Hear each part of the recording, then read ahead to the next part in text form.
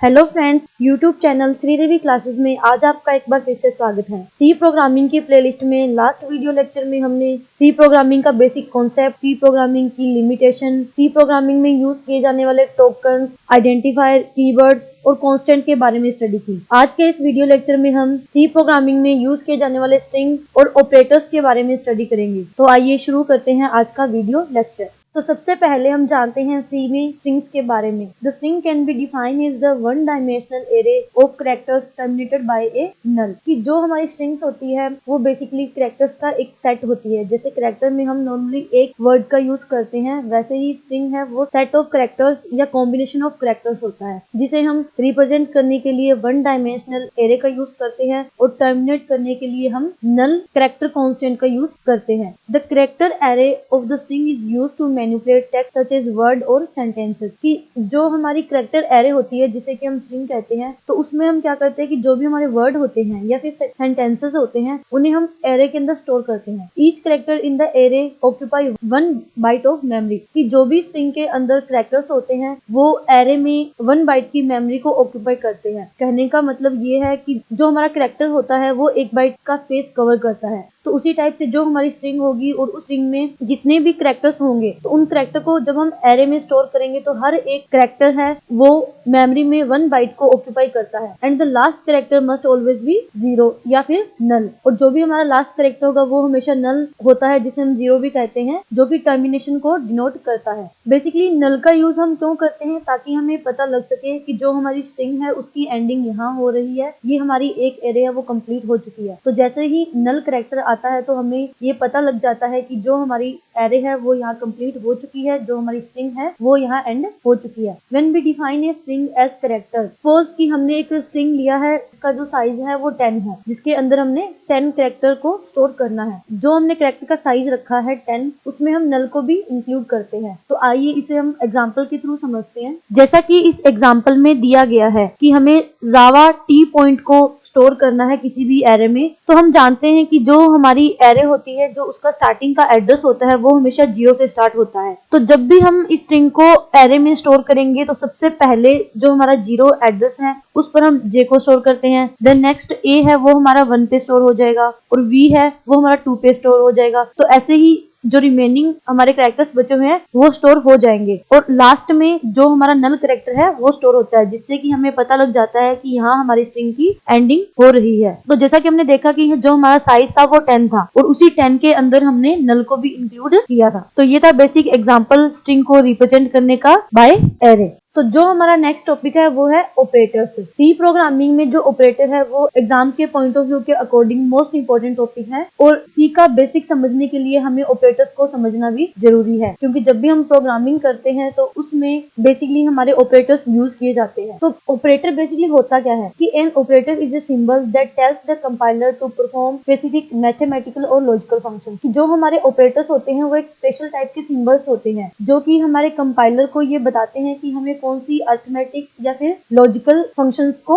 या फिर ऑपरेशन को परफॉर्म करना है। कि हमें हमारे ऑपरेटर्स के थ्रू ही यह पता लगता है कि कब एक मैथमेटिक प्रॉब्लम को सॉल्व करना है और कहाँ हमें लॉजिकल ऑपरेशन को परफॉर्म करना है। जो हमारा कंपाइलर है वो इन्हीं ऑपरेटर्स के थ्रू यह पता लगाता है कि कब हमें मैथमेटिकल और लॉजिकल फंक्शन को परफॉर्म करना है और किस अकॉर्डिंग हमें आउटपुट देना है। मतलब कि जो हमारी सी लैंग्वेज है वो एक बिल्ट इन ऑपरेटर्स प्रोवाइड करवाती है। कहने का मतलब ये है कि जो हमारी सी लैंग्वेज है इसमें पहले से ही कुछ ऑपरेटर्स है वो फिक्स होते हैं, उनका मीनिंग है वो फिक्स होता है। तो जो ऑपरेटर्स है वो फॉलोइंग टाइप से, जैसे कि अरिथमेटिक ऑपरेटर्स जिसमें हम अरिथमेटिक कैलकुलेशन को करते हैं, relational operators, logical operators, bitwise operators, assignment operators और मिसलेनियस ऑपरेटर्स होते हैं जो कि एक्स्ट्रा से यूज किए जाते हैं। तो उन ऑपरेटर्स के बारे में भी हम स्टडी करेंगे। तो सबसे पहले हम 1 बाय 1 इनको समझते हैं कि बेसिकली इनमें होता क्या है, ये कैसे काम करते हैं। तो सबसे पहले हम जानते हैं अरिथमेटिक ऑपरेटर के बारे में कि अरिथमेटिक ऑपरेटर में क्या होता है। तो जैसा कि इसके नेम से स्पेसिफाई होता है कि अरिथमेटिक ऑपरेटर मतलब कि जो हम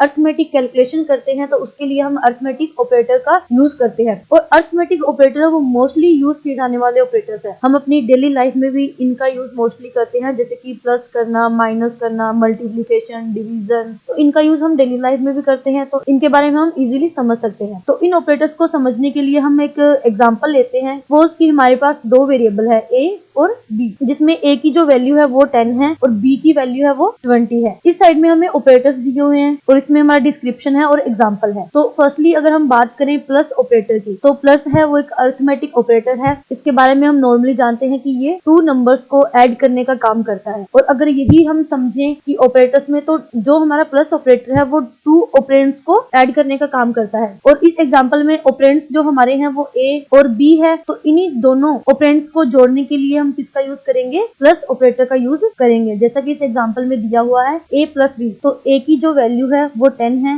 देन b की जो वैल्यू है वो 20 है। तो जब हम 10 और 20 को ऐड करेंगे तो हमें रिजल्ट में 30 मिलेगा। नेक्स्ट अगर हम बात करें सब्ट्रैक्शन की, तो ये भी एक अरिथमेटिक ऑपरेटर है। इसका मीनिंग भी हम जानते हैं। तो जो हमारा सब्ट्रैक्ट ऑपरेटर है ये 2 ऑपरेंड्स को सब्ट्रैक्ट करने का काम करता है। जैसे कि इस एग्जाम्पल में दिया गया है a माइनस बी, तो a माइनस बी का मीनिंग ये है कि a ने 10 होल्ड किया हुआ है और b ने 20 होल्ड किया हुआ है, तो a माइनस बी यानी कि 10 माइनस 20 करेंगे तो हमारा आंसर -10 आ जाएगा। नेक्स्ट अगर हम बात करें मल्टीप्लीकेशन ऑपरेटर की, तो ये 2 नंबर्स को या 2 ऑपरेंड्स को मल्टीप्लाई करने का काम करता है। जैसे 10 इंटू 20, तो जो इसका रिजल्ट होगा वो हमें 200 मिल जाएगा। तो इसी टाइप से डिवीजन ऑपरेटर होता है। डिवीजन ऑपरेटर और मॉड्यूलस ऑपरेटर में हमें कंफ्यूजन होती है कि डिवीजन और मॉड्यूलस में बेसिकली डिफरेंस क्या है। तो जो हमारा डिवीजन ऑपरेटर्स है वो 2 नंबर को डिवाइड करने का काम करता है। जैसा कि हम इस एग्जांपल में देख सकते हैं b डिवाइड बाय a की वैल्यू 10 है और b की वैल्यू 20 है, तो 20 डिवाइड बाय जब 10 करेंगे तो हमारा रिजल्ट हमें क्या मिलेगा? 2 मिलेगा। इसी टाइप से जो हमारा मॉड्यूलस ऑपरेटर है वो रिमाइंडर का काम करता है। रिमाइंडर मीनिंग कि जब भी हम डिवीजन करते हैं तो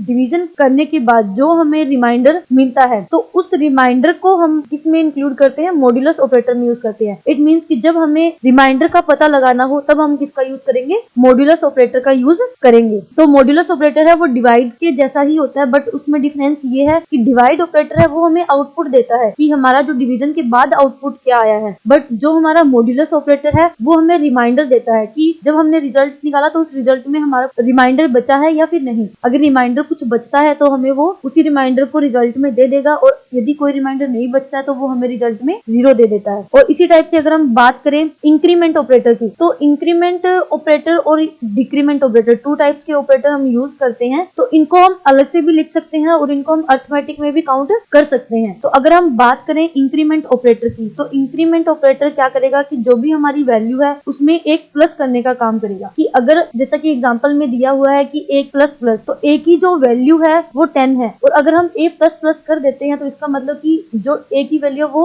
1 इंक्रीज हो जाएगी। इट मींस कि 10 प्लस 1 हो जाएगा जो कि 11 होगा। जो हमारा इंक्रीमेंट ऑपरेटर है वो 2 टाइप्स का होता है, बेसिकली पोस्ट फिक्स और प्री फिक्स। जैसे कि ये जो एग्जांपल में दिया गया है ये हमारा पोस्ट फिक्स इंक्रीमेंट ऑपरेटर है। नेक्स्ट अगर हम बात करें डिक्रीमेंट ऑपरेटर की, तो डिक्रीमेंट ऑपरेटर क्या करेगा? ये किसी भी इंटीजर नंबर में 1 को माइनस करने का काम करता है। इट मींस कि 1 को डिक्रीज कर देता है। जैसा कि इस एग्जांपल में दिया हुआ है कि a की वैल्यू स्टार्टिंग में हमारे पास क्या थी? 10 थी। तो जैसे ही हमने a माइनस माइनस यानी कि डिक्रीमेंट ऑपरेटर का यूज किया तो उसने हमें रिजल्ट में 9 दिया। तो 10 माइनस 1 9 हो जाएगा। जैसा कि इंक्रीमेंट ऑपरेटर में प्री और पोस्ट का यूज करते हैं, उसी टाइप से हम डिक्रीमेंट ऑपरेटर में भी प्री और पोस्ट का यूज करते हैं। जो एग्जांपल में दिया हुआ है वो हमारा पोस्ट डिक्रीमेंट है। और अगर हम प्री की बात करें तो प्री में माइनस माइनस a आता है। इट मींस कि डिक्रीमेंट ऑपरेटर, देन उसके बाद हम ऑपरेंड का यूज करते हैं। तो ये थे हमारे बेसिक अरिथमेटिक ऑपरेटर जिनका यूज हम प्रोग्रामिंग में करते हैं। नेक्स्ट हम बात करते हैं रिलेशनल ऑपरेटर की। इसके नेम से ही स्पेसिफाई होता है रिलेशनल ऑपरेटर। रिलेशनल ऑपरेटर का मीनिंग ये है कि कोई भी हमारी 2 डिजिट होगी तो रिलेशनल ऑपरेटर क्या करेगा? उन दोनों के बीच में रिलेशन को डिफाइन करेगा। रिलेशन से हम समझें तो या तो कोई एक नंबर है वो दूसरे नंबर से बड़ा हो सकता है, या एक नंबर दूसरे नंबर से छोटा हो सकता है, या उसके इक्वल हो सकता है, या फिर इक्वल नहीं हो सकता। तो यही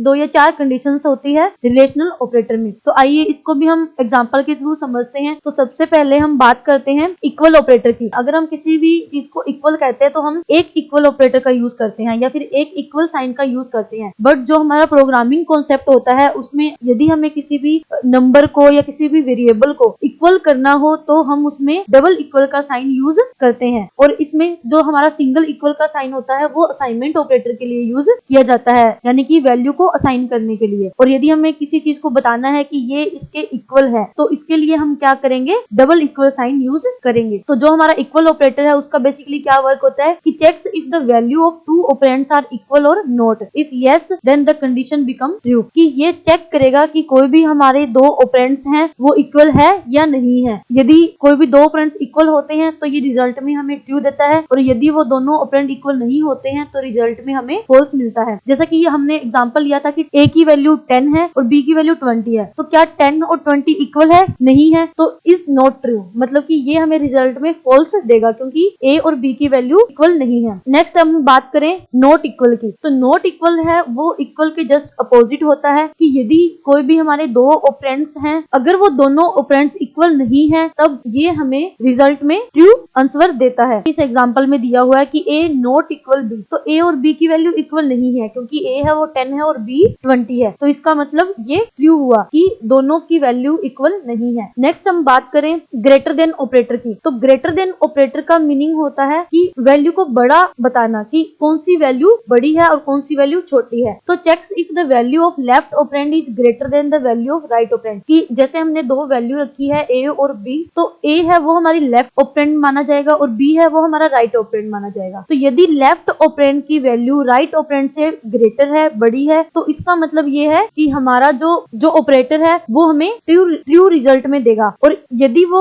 छोटी है तो वो हमें फॉल्स रिजल्ट में देगा। जैसा कि इस एग्जांपल में है a की वैल्यू 10 है और b की वैल्यू 20 है, तो क्या a b से बड़ा है, ग्रेटर है? बट नहीं है, तो इसका मतलब is not true, it means कि ये फॉल्स है, ये सही नहीं है। ऐसे ही एक next operator less than operator, less than operator है वो जस्ट ग्रेटर देन का उल्टा होता है। ये बताएगा कि check if the value of left operand is less than the value of right operand, it means कि जो हमारा लेफ्ट ऑपरेंड है उसकी वैल्यू राइट ऑपरेंड से छोटी होनी चाहिए या फिर लेस देन होनी चाहिए। तो यदि हमारी लेफ्ट ऑपरेंड की वैल्यू राइट ऑपरेंड से लेस देन है तो हमें रिजल्ट में ट्रू मिलेगा, अदरवाइज हमें फॉल्स मिलता है। नेक्स्ट हम बात करें ग्रेटर देन इक्वल ऑपरेटर की। ग्रेटर देन इक्वल ऑपरेटर का मीनिंग है कि जो हमारा लेफ्ट ऑपरेंड है वो हमारे राइट ऑपरेंड से या तो बड़ा होगा या उसके इक्वल होगा। तो यदि ये दोनों कंडीशन में से कोई भी एक सही हो जाती है कि या तो वो बड़ा हो या फिर वो इक्वल हो, तो हमें रिजल्ट में ट्रू मिलता है, अदरवाइज हमें फॉल्स मिलता है। तो अगर हम इसी एग्जांपल की बात करें तो इसमें a की वैल्यू 10 है और b की वैल्यू 20 है। 10 ना ही तो b से बड़ा है और ना ही b के इक्वल है, इट मींस कि ये ट्रू नहीं है, फॉल्स है। नेक्स्ट अगर हम बात करें लेस देन इक्वल ऑपरेटर की, तो लेस देन इक्वल ऑपरेटर है वो ग्रेटर देन इक्वल के जस्ट अपोजिट होता है। कहने का मतलब ये है कि इसमें लेफ्ट ऑपरेंड की जो वैल्यू है वो राइट ऑपरेंड से या तो छोटी होनी चाहिए या फिर उसके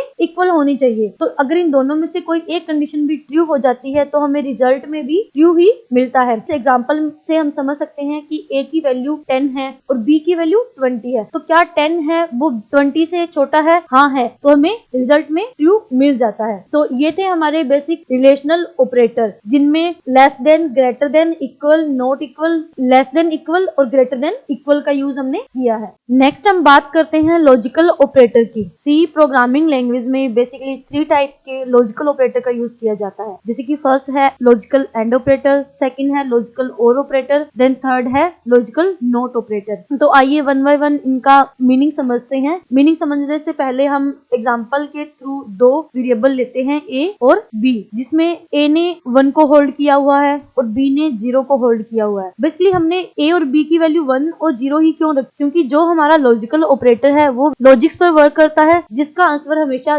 0 या 1 में आता है, या हम कह सकते हैं कि ट्रू या फॉल्स में आता है। अगर हमारा रिजल्ट है वो ट्रू है, इट मींस सही है, तो इसका मतलब हमें रिजल्ट में 1 मिलता है, और यदि जो हमारा रिजल्ट है वो फॉल्स है, गलत है, तो हमें रिजल्ट में 0 मिलता है। तो आइए वन बाय वन इनको समझते हैं। तो सबसे पहले हम बात करते हैं लॉजिकल एंड ऑपरेटर की। इसमें क्या होता है कि code logical and operator if both the operands are non zero then the condition becomes true. कि लॉजिकल एंड ऑपरेटर बेसिकली होता क्या है कि इसमें यदि दोनों ऑपरेंड्स की वैल्यू है वो नॉन जीरो है, जीरो नहीं होनी चाहिए, जीरो के अलावा अगर कोई और वैल्यू है दोनों ऑपरेंड्स, तभी हमें रिजल्ट में ट्रू मिलेगा या फिर हमें रिजल्ट में 1 मिलेगा, अदरवाइज हमें रिजल्ट में हमेशा क्या मिलता है? फॉल्स मिलता है। यदि दोनों ऑपरेंड्स में से किसी भी एक की वैल्यू 0 हो जाती है तो हमें रिजल्ट में 0 ही मिलेगा या रिजल्ट में फॉल्स मिलता है। जैसा कि इस एग्जांपल में दिया हुआ है, a की वैल्यू 1 है और b की वैल्यू 0 है, तो कंडीशन ये है कि a की वैल्यू भी 1 होनी चाहिए और b की वैल्यू भी 1 होनी चाहिए। अगर दोनों ऑपरेंड्स की वैल्यू 1 होती है, 1 होने का मतलब ये है कि नॉन जीरो हो, जरूरी नहीं है कि 1 ही हो, नॉन जीरो होनी चाहिए। तो यदि वैल्यू नॉन जीरो होती है तभी हमें रिजल्ट में ट्रू मिलता है। ऐसे ही अगर हम बात करें लॉजिकल एंड ऑपरेटर की, तो लॉजिकल एंड ऑपरेटर क्या काम करेगा कि if any of the two operands is non zero then the condition become true, कि जो भी हमें दो ऑपरेंड्स दिए हुए हैं उन दोनों ऑपरेंड्स में से कोई भी एक नॉन जीरो हो जाता है तो हमें रिजल्ट में भी ट्रू मिलता है। जैसा कि इस एग्जांपल में दिया हुआ है कि ए की वैल्यू तो है 1 और बी की वैल्यू है 0, तो हमें ए ऑपरेंड की वैल्यू है वो नॉन जीरो है, इट मींस कि 1 है, तो हमें रिजल्ट में भी ट्रू मिल सकता है। नेक्स्ट अगर हम बात करें लॉजिकल नॉट ऑपरेटर की, तो लॉजिकल नॉट ऑपरेटर में क्या होता है कि it is used to reverse the logical state of its operands, कि ये क्या करेगा कि जो भी हमारा ऑपरेंड्स है उसकी वैल्यू को रिवर्स करता है। रिवर्स करने का मीनिंग कि अगर वो 0 है तो 1 करता है और यदि वो 1 है तो 0 करता है। If a condition is true, कि यदि हमारी कंडीशन है वो सही होती है, then logical not operands will make it false, कि ये अपोजिट वर्क करेगा कि यदि हमारी कंडीशन ट्रू है तो हमें रिजल्ट में फॉल्स देता है, यदि हमारी कंडीशन फॉल्स है तो हमें रिजल्ट में ट्रू देता है। जैसे कि अब ए और बी के बीच में लॉजिकल एंड ऑपरेटर लगा हुआ है, तो लॉजिकल एंड ऑपरेटर का जो आंसर आना चाहिए वो क्या आएगा, फॉल्स आएगा, बट इस नॉट ऑपरेटर की वजह से जो हमारा रिजल्ट है वो किस में आएगा, ट्रू में हमें मिल जाता है। तो ये था हमारा लॉजिकल ऑपरेटर। सी प्रोग्रामिंग में यूज किए जाने वाला नेक्स्ट बिटवाइज ऑपरेटर, इसके नेम से ही स्पेसिफाई होता है बिटवाइज। बिटवाइज का मतलब ये है कि जो हमारा बिटवाइज ऑपरेटर है वो 1 बिट पे वर्क करता है और इसका जो ऑपरेशन होता है वो बिट बाय बिट होता है। जो हमारा बिटवाइज ऑपरेटर है उसमें 3 ऑपरेटर्स यूज किए जाते हैं, बिटवाइज एंड, बिटवाइज और बिटवाइज एक्सोर। इन्हें हम एग्जांपल के थ्रू समझ सकते हैं। हमारे पास दो ऑपरेंड है P एंड Q, जिसमें P की कुछ वैल्यू दी हुई है और जैसे उसी टाइप से Q की भी कुछ वैल्यूज दी हुई है। तो स्टार्टिंग में अगर हम बात करें एंड ऑपरेटर की, तो एंड ऑपरेटर है वो रिजल्ट में हमें 1 तभी देता है जब दोनों ऑपरेंड्स की वैल्यू ही नॉन जीरो हो, अदरवाइज हमें रिजल्ट में 0 ही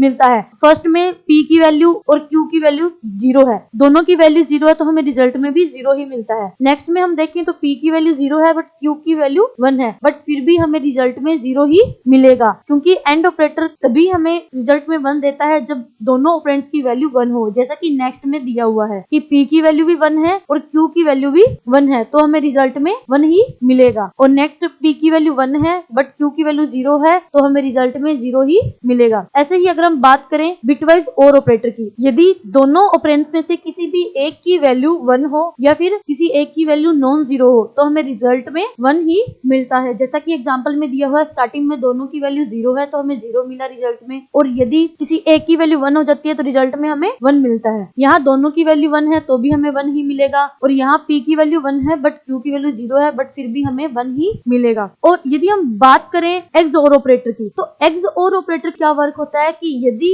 P और Q दोनों की वैल्यू सेम है, जैसे कि फर्स्ट केस में अगर हम देखें कि P की वैल्यू भी 0 है और Q की वैल्यू भी 0 है, और अगर हम थर्ड केस में देखें तो P की वैल्यू भी 1 है और Q की वैल्यू भी 1 है, तो यदि दोनों की वैल्यू, दोनों ऑपरेंड्स की वैल्यू सेम हो तो हमें रिजल्ट में 0 मिलता है। और यदि दोनों की वैल्यू डिफरेंट होती है, जैसे कि P की वैल्यू तो 0 है बट Q की वैल्यू 1 है, तो रिजल्ट में हमें 1 मिलता है। तो सिंपल सा है कि यदि दोनों की वैल्यू सेम है तो हमें 0 मिलता है, और यदि दोनों की वैल्यू में कोई डिफरेंस है तो हमें आउटपुट में 1 मिलता है। तो ये था हमारा बिटवाइज ऑपरेटर। सी प्रोग्रामिंग में यूज किए जाने वाला नेक्स्ट ऑपरेटर है असाइनमेंट ऑपरेटर। जब हम रिलेशनल ऑपरेटर के बारे में स्टडी कर रहे थे तो उसमें मैंने बताया था कि जब हम डबल असाइनमेंट का यूज करते हैं, डबल इक्वल का यूज करते हैं, तो इसका मीनिंग है वो इक्वल के बारे में बताता है, और अगर हम सिंगल इक्वल का यूज कर रहे हैं तो वो असाइनमेंट ऑपरेटर का वर्क करता है। तो असाइनमेंट ऑपरेटर में बेसिकली क्या होता है, सबसे पहले हम नॉर्मल बात करें ओनली असाइनमेंट ऑपरेटर की, तो असाइनमेंट ऑपरेटर है simple assignment operator assign value from right side operand to left side operand. कि जो हमारा असाइनमेंट ऑपरेटर है वो क्या करेगा कि जो भी हमारे राइट साइड में ऑपरेंड्स है या कोई भी वैल्यू है तो वो लेफ्ट साइड के ऑपरेंड को असाइन कर दी जाएगी। जैसे कि a प्लस b है तो a और b की जो भी वैल्यू होगी वो वो सी को असाइन कर दी जाएगी। नेक्स्ट अगर हम बात करें प्लस असाइनमेंट ऑपरेटर की, तो प्लस असाइनमेंट ऑपरेटर है वो add and assignment operator. It add the right operand to the left operand and assign the result to the left operand. कि जैसा कि इस एग्जांपल में दिया हुआ है कि C plus equal A is equivalent the C is equal to C plus A, कि जो भी हमारा लेफ्ट साइड में ऑपरेंड है उसको राइट वाले के साथ ऐड करके और वापस से रिजल्ट किस में दे दिया जाए, लेफ्ट साइड के ऑपरेंड में असाइन कर दिया जाए, तो उसे हम कहते हैं प्लस असाइनमेंट ऑपरेटर। ऐसे ही माइनस असाइनमेंट ऑपरेटर वर्क करता है कि ये क्या करेगा कि जो भी हमारा राइट साइड में ऑपरेंड है उसके साथ हम लेफ्ट साइड के ऑपरेंड को सब्ट्रैक्ट करते हैं और उसे वापस से लेफ्ट साइड के ऑपरेंड में स्टोर कर देते हैं या उसे असाइन कर देते हैं। जैसा कि जो ये हमारा ऑपरेटर है वो c is equal to C minus A के इक्वल वर्क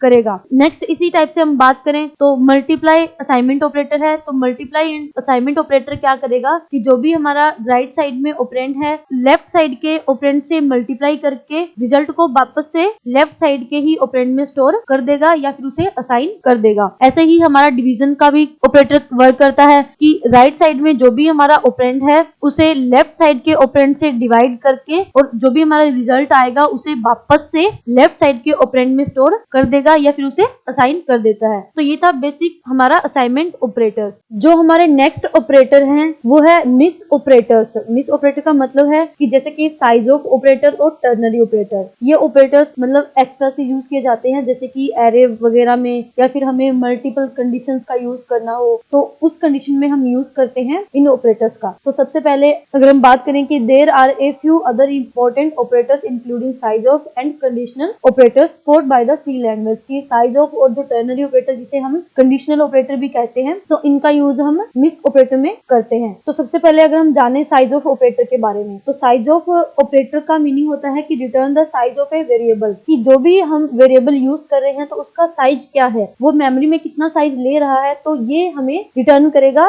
किसी भी वेरिएबल का साइज। जैसे कि साइज ऑफ ए, तो जो हमारा ए है, ए का साइज क्या हो सकता है कि यदि हमने ए को इंटीजर डिक्लेयर किया है या इंटीजर डिफाइन किया है तो उस कंडीशन में ये हमें 4 रिटर्न करता है, क्योंकि जो हमारा इंटीजर होता है उसका साइज 4 माना जाता है। वो डिपेंड करता है कि हमारे विंडोज पे, हमारे ऑपरेटिंग सिस्टम पे कि 2 है या 4 है, तो ये हमें 2 या 4 रिटर्न कर देता है। ऐसे ही अगर हम बात करें एड्रेस ऑपरेटर की, तो जो हमारा एड्रेस ऑपरेटर है वो किसी भी वेरिएबल के एड्रेस को रिटर्न करता है कि जैसे एड्रेस ऑफ ए, तो जो भी हमारा ए का एक्चुअल एड्रेस होता है उसे रिटर्न करने के लिए हम एड्रेस ऑपरेटर का यूज करते हैं। नेक्स्ट हम बात करें पॉइंटर की, का यूज हम वेरिएबल को पॉइंट करने के लिए करते हैं। नेक्स्ट और लास्ट हमारा ऑपरेटर है कंडीशनल ऑपरेटर, जिसे हम कंडीशनल एक्सप्रेशन में यूज करते हैं। इसका मीनिंग ये है कि हमें कोई भी कंडीशन दी हुई है, यदि कोई भी कंडीशन ट्रू होती है तो ये क्या करेगा, वैल्यू x हमें रिटर्न कर देगा, और यदि कंडीशन फॉल्स होती है तो ये वैल्यू y को रिटर्न कर देता है। यानी कि हमें कोई कंडीशन दी हुई है, उस कंडीशन के नेक्स्ट हमें कोई भी 2 वैल्यूज दी हुई है, तो यदि हमारी कंडीशन ट्रू होती है तो ये फर्स्ट वैल्यू को रिटर्न करता है, और यदि हमारी कंडीशन फॉल्स होती है तो ये सेकंड वैल्यू को रिटर्न कर देता है। तो ये थे हमारे कुछ एडवांस ऑपरेटर, इंपॉर्टेंट ऑपरेटर जो कि सी लैंग्वेज में यूज किए जाते हैं। तो फ्रेंड्स, आज के इस वीडियो लेक्चर में हमने सी प्रोग्रामिंग में यूज किए जाने वाले बेसिक ऑपरेटर्स के बारे में स्टडी की, जिसमें arithmetic operator, relational operator, logical operator, assignment operator, इन सभी के बारे में जाना। आई होप ये वीडियो आपके लिए हेल्पफुल होगी। यदि आपको वीडियो पसंद आए तो वीडियो को लाइक और शेयर जरूर करें और चैनल को सब्सक्राइब करना ना भूलें। वीडियो देखने के लिए धन्यवाद। Have a nice day.